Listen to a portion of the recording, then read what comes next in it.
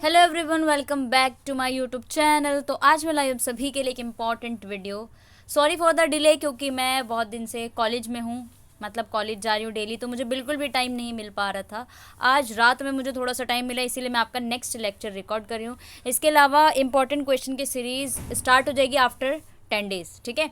तो हम यहाँ पर यूनिट नंबर 1 में थे और हमने कुछ यहाँ पे कर लिया था, कुछ पार्ट हमारा, और हमारा काफ़ी पार्ट यहाँ पे बच रहा था सॉल्यूशन के लिए, क्योंकि सॉल्यूशन वाला चैप्टर आपका काफ़ी इंपॉर्टेंट होता है। क्वेश्चंस यहाँ से बनते हैं आपके सेकेंड ईयर में। तो हमने Raoult's law, characteristics, ideal, non ideal solution, everything cover हो चुका था आपका। एंड नेक्स्ट पार्ट में जो हम ला रहे हैं ना, यहाँ पे आपको हर चीज़ कवर कराई जाएगी। तो यहाँ पर हम थे शायद बॉइलिंग पॉइंट डायग्राम से हमें करना था। बॉइलिंग पॉइंट डायग्राम से आपको स्टार्ट करेंगे। थोड़ा सा डिले होने की वजह से, देखो जब भी मुझे टाइम मिलता है मैं आपका लेक्चर रिकॉर्ड करती हूँ, बिकॉज और ज़्यादा काफ़ी काम होता है मुझे, इस वजह से आपका डिले हो रहा था। एंड PYQs वाला जो आपका केमिस्ट्री 133 का है, उसका बस एक पेपर मुझे कराना है, वो 24 का पेपर है, जून का। उसके अलावा आपके 3 पेपर हो जाएंगे, फिर आपके लिए वो सही है, उतना आप पढ़ लोगे। बस आपको ये पेपर का पैटर्न पता चल जाएगा, फिर आपको ईजी लगने लगेगा। तो जिसने भी वो लेक्चर वाली सीरीज़ पूरी सही से फॉलो करी है और फिर उसके बाद PYQ सॉल्यूशन कर लेगा, तो उसके बहुत अच्छे मार्क्स आने वाले हैं, ठीक है। मान के चलो 50 में से 40 मार्क्स, ठीक है, क्योंकि मेरे खुद आए हैं तो इसीलिए मैं आपको बता रही हूँ।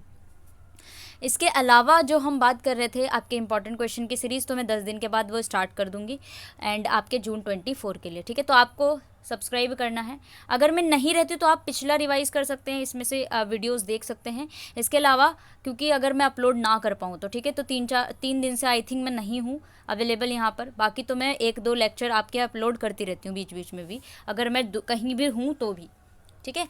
तो चलिए, जो बाकी सारी बातों से हट करके हमें यहाँ पे करना है बॉइलिंग पॉइंट डायग्राम, जहाँ पे आपका टेम्परेचर कंपोजिशन कर्व्स पढ़ना होता है, ठीक है। मान लो आपके पास क्या है, यहाँ पे बॉइलिंग पॉइंट डायग्राम सब बनाओगे, तो जैसे कि मैंने आपको बताया था रॉल्ड्स लॉ वगैरह सारी की सारी चीज़ें बता दी थी। तो हमें एक बाइनरी मिक्सचर लेना है। बाइनरी मिक्सचर क्या होता है, आपके 2 मिक्सचर, ठीक है। वहाँ पे आपको 2 मिक्सचर लेना है, इसीलिए 2 मिक्सचर अगर लेंगे तो वो बाइनरी मिक्सचर हो जाता है।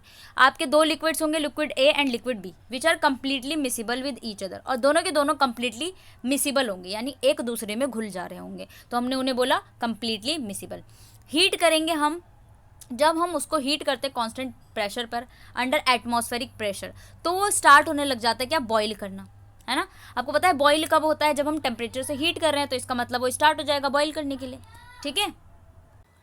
तो वो स्टार्ट हो जाएगा ना, तभी आपका क्या होता है, बॉईल होता है। जब हम थोड़ा सा टेम्परेचर उसको देंगे तो आपका जो भी वाटर या लिक्विड जो भी ले रहे हो वो बॉईल करना स्टार्ट कर देगा।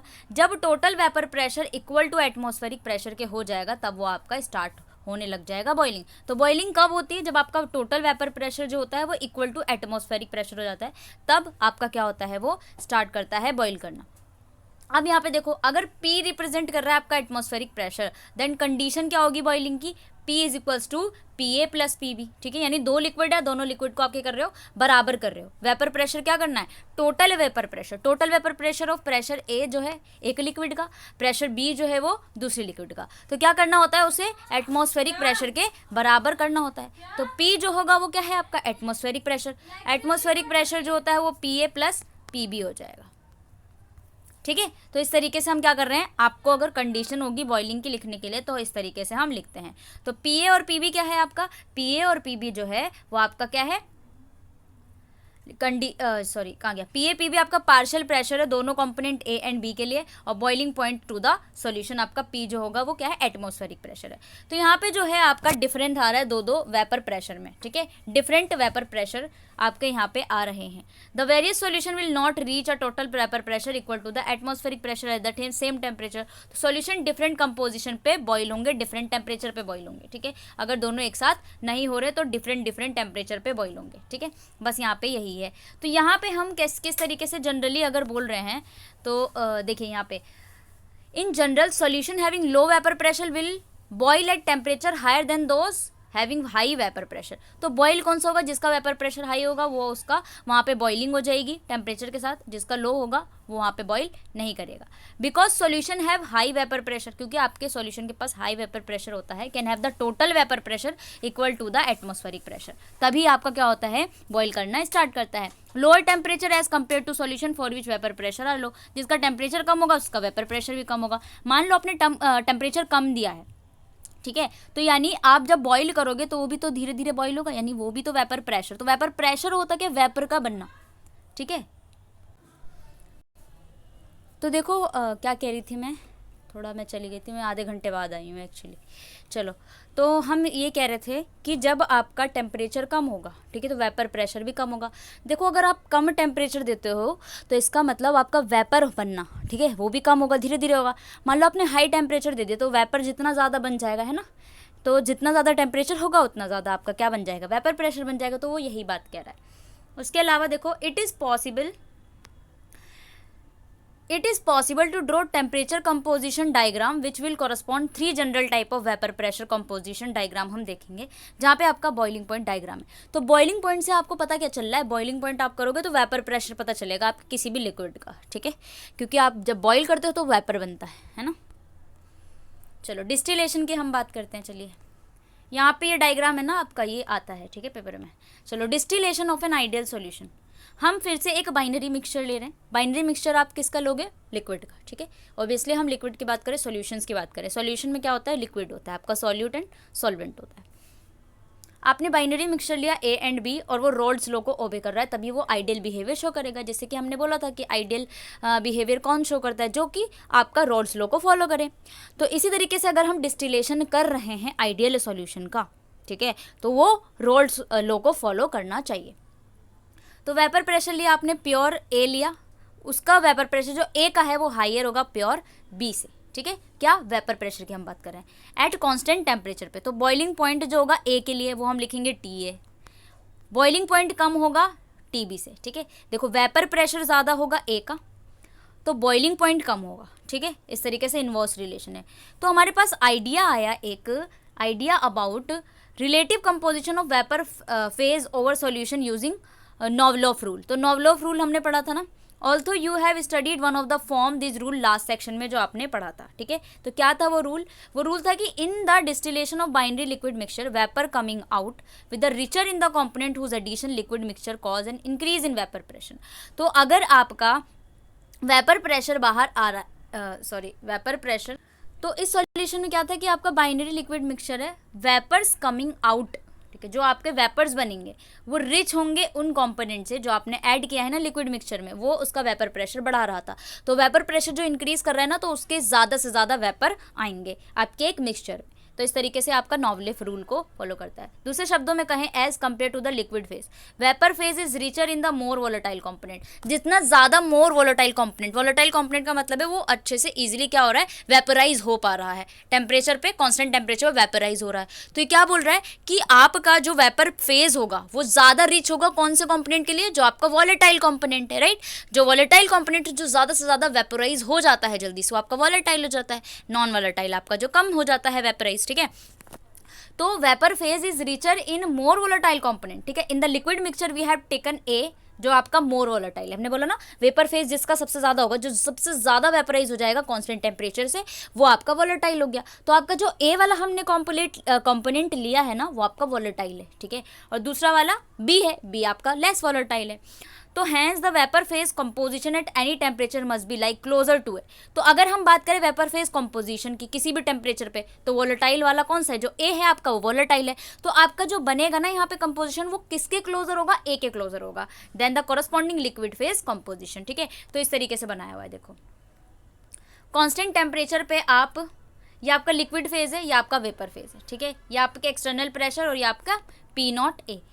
यहाँ पे जैसे हमने देखा था कि मोल जो हमने मोल पढ़े थे, ठीक है, mole fraction of A is 1 है, बी का 0 है। यहाँ पे आपका जैसे आपने आइडियल सॉल्यूशन में पढ़ा था, एक्स बी के लिए 0 है। कांस्टेंट टेम्परेचर की हम बात कर रहे हैं, एक्स बी यहाँ पे आपका ये पी नॉट भी है, ये पी नॉट है, पी एक्सटर्नल फोर्स यहाँ पे लग रहा है। तो लिक्विड फेज में आपका इस तरीके से ग्राफ बनेगा, ठीक है, कांस्टेंट टेम्परेचर पे। लिक्विड से वेपर जल्दी से हो जाता है, वेपर से लिक्विड भी जल्दी से हो जाता है, ठीक है। मान लो आपने चाय ली गरम गरम, उसके ऊपर आपने कुछ प्लेट रख दी, तो वो चाय जो है गर्म की वजह से वेपर बन जाता है, ठीक है, प्लेट के ऊपर वेपर, और वही लिक्विड फॉर्म ही तो होता है, तो वो लिक्विड भी हो सकता है, ठंडा होकर वो लिक्विड में बन जाएगा। तो लिक्विड से वेपर, वेपर से लिक्विड बन जाता है। तो इस कंडीशन को हम क्या बोलेंगे कि ये इक्विलिब्रियम में।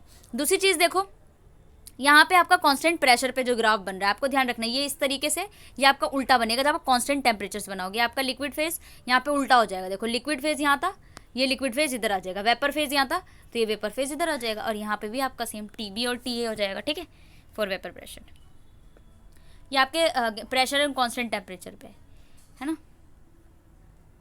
चलो अब हमें पढ़ना है लीवर रूल। लीवर रूल जो होता है इतना नहीं आता है, पर आपके ऑप्शन में आ जाते हैं। जैसे कुछ क्वेश्चंस होते हैं ना, लाइक 8th का AB है, फिर और में आ जाता है, ठीक है, कि 8th के और ज़्यादा पार्ट्स हैं, है ना। तो इस तरीके से आपका लीवर रूल आ जाता है। लीवर रूल आपका आया है PYQ में, तो हम देख लेते हैं आखिर है क्या ये। चलो, so you know that lever is a simple machine. Lever जो है एक सिंपल सी मशीन है। It is a rigid bar that turn on a pivot called fulcrum. इसके पास जो होता है एक रिजिड बार होती है जो कि टर्न करती है पाइवेट पे, जिसका नाम है फलक्रम, ठीक है, fulcrum. Lever are classified into 3 types depending upon the position of fulcrum, load and effort. उन्होंने 3 टाइप की क्लासिफिकेशन करी थी, किस पर डिपेंड करा उन्होंने, फलक्रम को लोड और एफर्ट, ठीक है, fulcrum load of effort. In the first type of lever, तो पहले टाइप के लीवर्स में उन्होंने क्या बोला, फलक्रम इज इन बिटवीन। उन्होंने बोला कि फलक्रम जो है वो आपका बिटवीन में रख दो, ठीक है। The effort and the load, see the figure, ठीक है, आपको दिख रहा है ये लोड है, ये आपका एफर्ट है, कितना लोड है, कितना आप एफर्ट लगा रहे हो। दीज कॉमन एग्जाम्पल लीवर है सीजर एंड सीसा। तो इन्होंने ये एग्जाम्पल दिया सीसा और सीजर का एग्जाम्पल दिया, ठीक है, कि एक तरफ एफर्ट है, एक तरफ लोड है, बीच में आपका फलक्रम है, ठीक है। पहला ये देखो सीसा, आप देखते हो ना, सीसो बोलो, सीसा बोलो, जो आपको बोलना है। एक तरफ से ये बैठा है, एक तरफ से ये सीजर है। ये फलक्रम जो बीच में दिख रहा है ये आपका लोड है और ये आपका एफर्ट है। एफर्ट कहाँ से लगाओगे, सीजर के पीछे से, है ना, पीछे से आप दोनों उंगली में डाल के लगा रहे हो, तो वो आपका सीजर इसी तरीके से चलाते हो, और आपका लोड जो है वो कहाँ होगा, जो सीजर से कुछ काटना होगा वहाँ से, और फलक्रम आपका बीच में होता है, ठीक है, इस तरीके से सीसो, इस तरीके से। कॉमन एग्जाम्पल है लीवर का इक्विलिब्रियम पोजीशन, जैसे कि आपको दिखा यहाँ पे, है ना। चलो, और यहाँ पे क्या है, आपने समझ लो एक W1 एक W2 है, या डिस्टेंस पे ये आपका फलक्रम रखा हुआ है। डिस्टेंस से W1 से फलक्रम का डिस्टेंस D1 है, W2 से फलक्रम का डिस्टेंस D2 है। D1 W1 D2 W2, ये है आपका इक्विलिब्रियम पोजीशन, ठीक है, यानी बराबर है दोनों के दोनों। जैसे कि आपको फिगर में दिख रहा है कि इक्विलिब्रियम में आपका balance position, clockwise anti clockwise movement जो है दोनों के दोनों क्या है, इक्वल है। तो anti clockwise movement DW1 D2 W2 into D2, तो क्लॉकवाइज मूवमेंट हो गया तो W1 upon W2 D2 upon D1, तो ये आपका एफर्ट हो जाएगा W1, ठीक है। ये लीवर रूल कहता है, बस not much important but still lever rule के अकॉर्डिंग, ठीक है। सेपरेशन कंपोनेंट्स आइडल सॉल्यूशन, ये आइडल सॉल्यूशन का सेपरेशन जैसे हम अभी पढ़कर आए थे ना, सेम वही डायग्राम है आपका। एक्स से आपको 1 ले लिया, इधर आपका 0 है, एक्स भी इधर 0 है तो इधर 1 हो जाएगा, ठीक है। ये आपका डिस्टेंस है। लिक्विड फेज ये हो गया, वेपर फेज हो गया, ये दोनों बीच में क्या होते हैं, लिक्विड से वेपर, वेपर से लिक्विड बन सकते हैं, ठीक है, बस ये है। अब आपका आता है फ्रैक्शनल डिस्टिलेशन, देखो क्या होता है।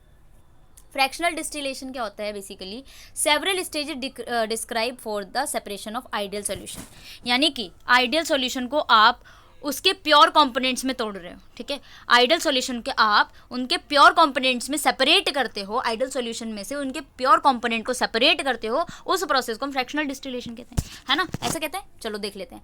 So the separation of ideal solution into its pure components can be carried out the continuous process से होता है, जिसको हम फ्रैक्शनल डिस्टिलेशन कहते हैं। इसमें होता क्या है, the process of successive vaporization, यानी वेपराइजेशन होगा और कंडेंसेशन होगा। कंडेंसेशन का मतलब क्या है, वेपर से आपने दोबारा पानी बना दिया, पानी से जब वेपर बनाओगे तो दैट इज वेपराइजेशन, और आपने क्या किया, जो वेपर से दोबारा पानी बना दिया है, that's phenomena is known as condensation, है ना। Is carried out in fractional column, एक फ्रैक्शनेटिंग कॉलम में होता है, यानी आप वेपराइजेशन कंडेंसेशन, वेपराइजेशन कंडेंसेशन एक कॉलम के अंदर कर रहे हो, तो that's phenomena is known as fractional distillation. आप क्या कर रहे हो, आइडियल सॉल्यूशन को आपने डाला एक कॉलम में, वहाँ पे वेपराइज कर रहे हो, फिर आप कंडेंसेशन कर रहे हो, फिर वेपराइज कर रहे हो, फिर कंडेंसेशन कर रहे हो, रिपीट रिपीट रिपीट, है ना, कितना रिपीट करेंगे, ठीक है।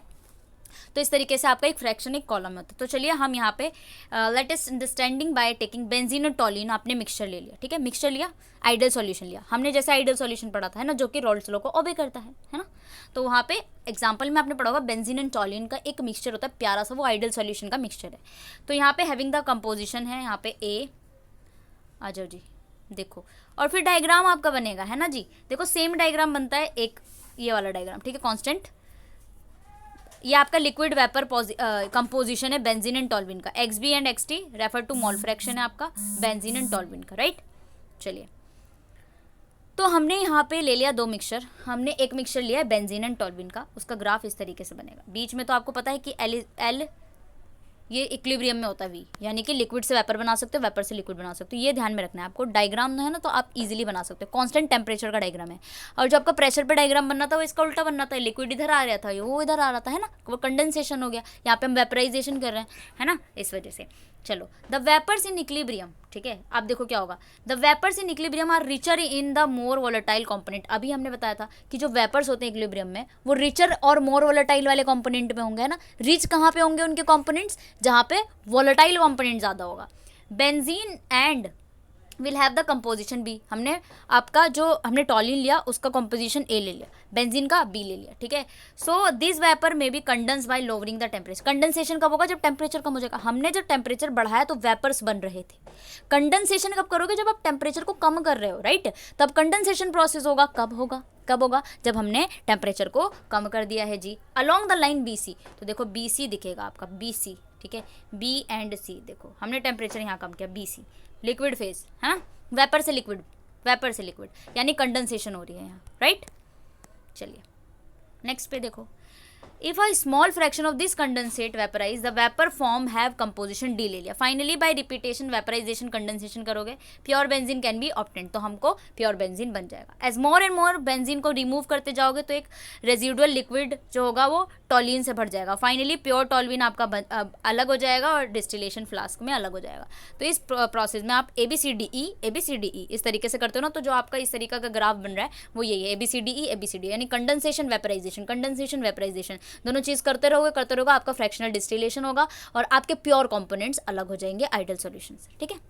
तो दिस इज़ मतलब जो भी आपको मैंने बताया, ठीक है। अब जो हमें करना है दोस्तों मेरे प्यारे, देखो जरा कितना रह गया, थोड़ा सा रह गया, ठीक है, ये आपका चैप्टर डन हो जाएगा और होपफुली कल मैं आपका मिस ना करूं। कल आपका जो है, कल क्या है बेसिकली, कल है आपका फ्राइडे और सैटरडे जूलॉजी है आपका, है ना, और तो हम इसी के हिसाब से चले जिस में मुझे मौका मिल रहा है, जो टाइम है। फिजिक्स का यार काफ़ी टाइम हो गया, यानी 2 हफ्ते से मैंने नहीं दिया इसका लेक्चर, राइट, तो उसके स्टूडेंट्स काफ़ी वेट कर रहे होंगे, तो sorry for the delay, but still हम मतलब बस मैं स्टार्ट कर दूं यार, मतलब मैंने स्टार्ट किया हुआ है, उसके 3 लेक्चर अपलोड हो चुके हैं फिजिक्स के, नेक्स्ट लेक्चर अपलोड करूँ। मुझे थोड़ा सा जैसे कि मैं खुद मतलब पढ़ाती हूँ, मैं जामिया के लिए पढ़ाती हूँ मैं, क्योंकि मैं प्रिपरेशन करा रही हूँ जामिया में, जो कोर्सेज हैं आपके बैचलर्स के और मास्टर्स के, ठीक है, लाइक बीपीटी, ठीक है, जो जामिया में बहुत ज़्यादा फेमस कोर्स है, बहुत ही प्यारा कोर्स। आप जामिया करो, एएमयू करो,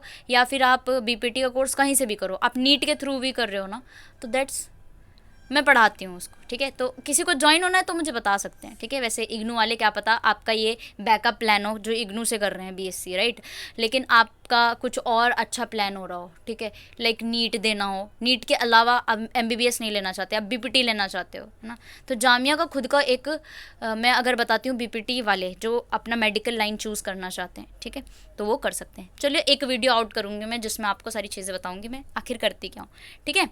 सो अब हमें यहाँ पे जो नेक्स्ट टॉपिक करना है वो करना है distillation of solution exhibiting positive and negative deviation. जैसे कि हमने डिस्टिलेशन किया, कब किया, किसके लिए किया, हमने आइडियल के लिए किया। अब नॉन आइडियल बेचारा बुरा मान जाएगा कि मेरे लिए डिस्टिलेशन नहीं किया, क्या मेरे पास प्योर चीज़ें नहीं है, क्या मैं प्योर नहीं हूँ, क्या मैं ट्रू लव नहीं करता, है ना।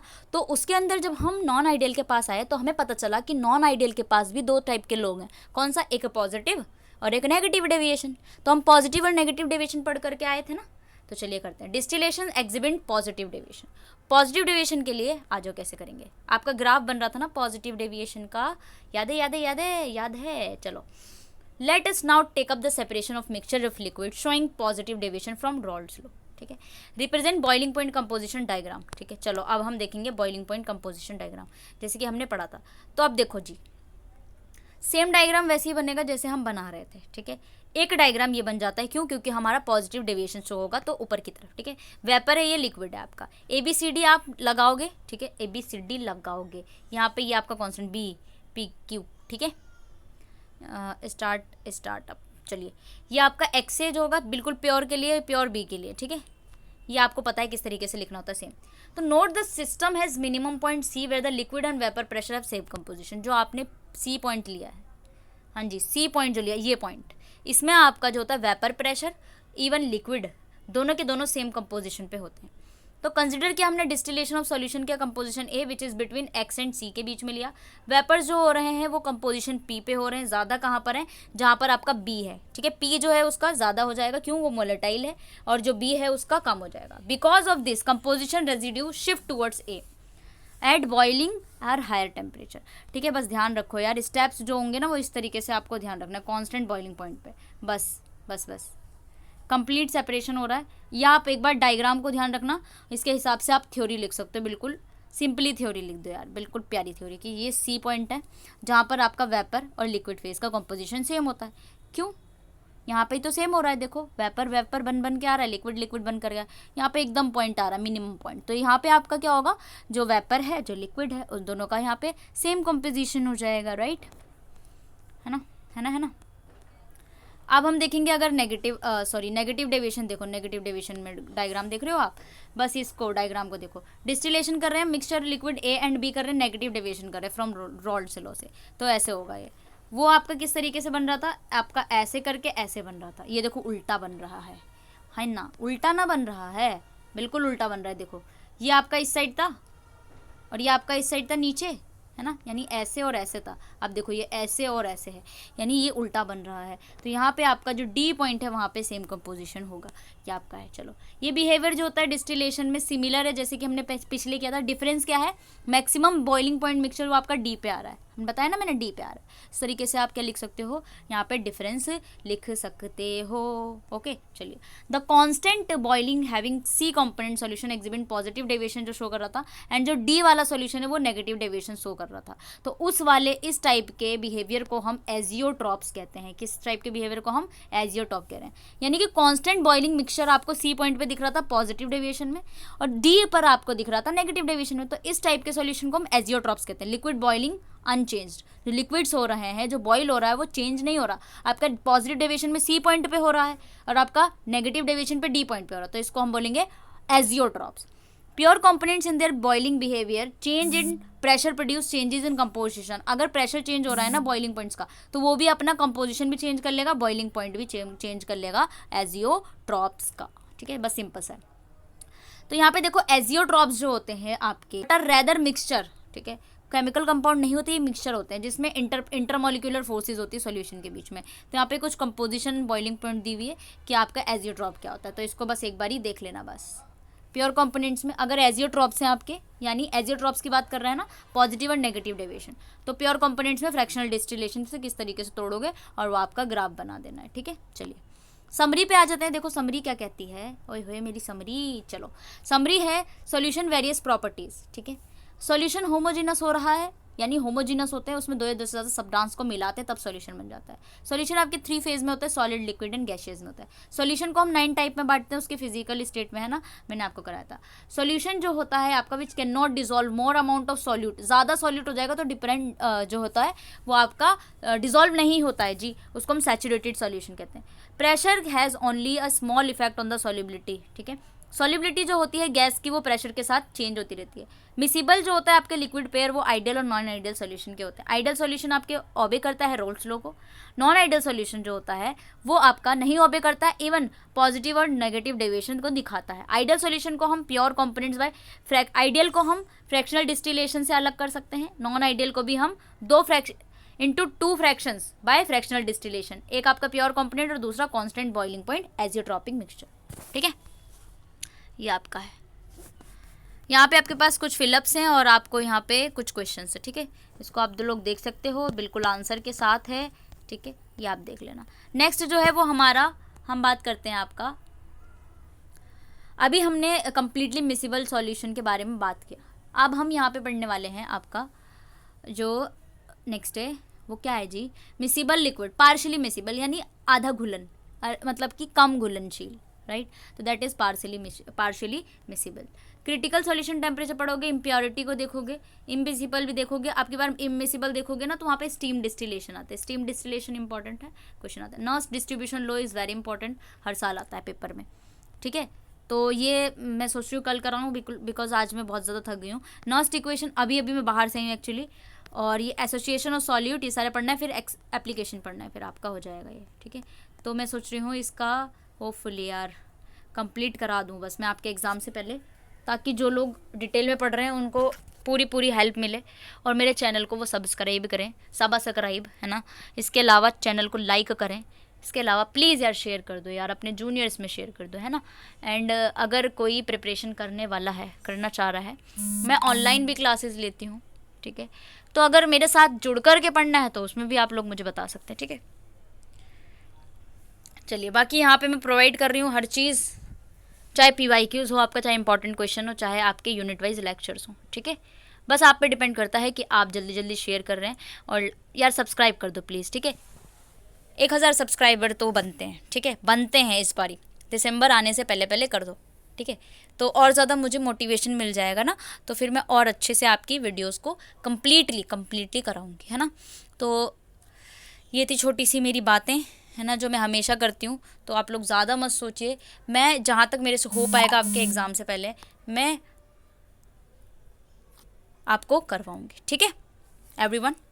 सो चलिए हम मिलते हैं नेक्स्ट में, एंड कल मैं होपफुली आपका जूलॉजी का लेक्चर, तो मैं सोच रही हूँ जो आपका जूलॉजी 131 है उसको जल्दी से कंप्लीट करा दूँ, ताकि आपका 133 भी स्टार्ट कर दूँ, है ना। और PYQs तो चलते रहेंगे आपके, तो PYQs भी मैं आपका कराने वाली हूँ। सीरीज़ तो वैसे भी वो चल रही है, ठीक है। आपके केमिस्ट्री 133 का ही चल रहा है अभी तक फ़िलहाल, एंड नेक्स्ट जो है मैं जल्दी से लेके आऊँगी। मुझे फिजिक्स और केमिस्ट्री में थोड़ा सा लिटिल बिट ना हमको रिवाइज़ करना होता है, ताकि मैं आपको जो है कॉन्सेप्ट समझा सकूँ। बॉटनी जूलॉजी आपका ये जो होते हैं ना, वो मैं डायरेक्टली आके पढ़ा के चली जाती हूँ, ठीक है। बिकॉज एक्सपीरियंस हो चुका है मुझे यहाँ पर भी रहकर, बिकॉज एंड जो मैं पढ़ाती हूँ उसकी वजह से ज़्यादा एक्सपीरियंस। मैं फिजिक्स एंड केमिस्ट्री पढ़ाती हूँ, ऐसी बात नहीं है कि मैं नहीं पढ़ाती हूँ, बट जो लेवल है आपका BSc का वो लेवल अप है, तो उसके लिए मुझे देखना पड़ता है, देन मैं फिजिक्स के लेक्चर तभी रिकॉर्ड करती हूँ, है ना। और जो हमारा +1 +2 है उसमें तो मैं प्रिपरेशन करा ही रही हूँ, तो उसमें तो मुझे कोई दिक्कत नहीं होगी। +1 +2 अगर मैं यहाँ पढ़ाने लगे तो आप लोग नहीं पढ़ोगे ना, तो आपके सिलेबस से पढ़ाना है। इवन आपके +1 +2 से भी आते हैं, यानी फर्स्ट ईयर में तो बिल्कुल ही समझ लो थोड़ा लेवल अप है बस, बाकी 11th का आता है, ठीक है। तो चलिए ये सारी बातें हो चुकी हैं, नेक्स्ट में हम चलते हैं, नेक्स्ट में मिलेंगे, और कल मैं होपफुली आपका जल्दी से जल्दी लेकर के आऊँ, और जैसे मुझे टाइम मिलेगा, ठीक है। कल तो मैं घर पर ही हूँ, तो इस वजह से मैं लेकर आऊँगी कल ही आपका, ठीक है। तो चलिए मिलते हैं नेक्स्ट में, जब तक के लिए bye bye and take care, bye.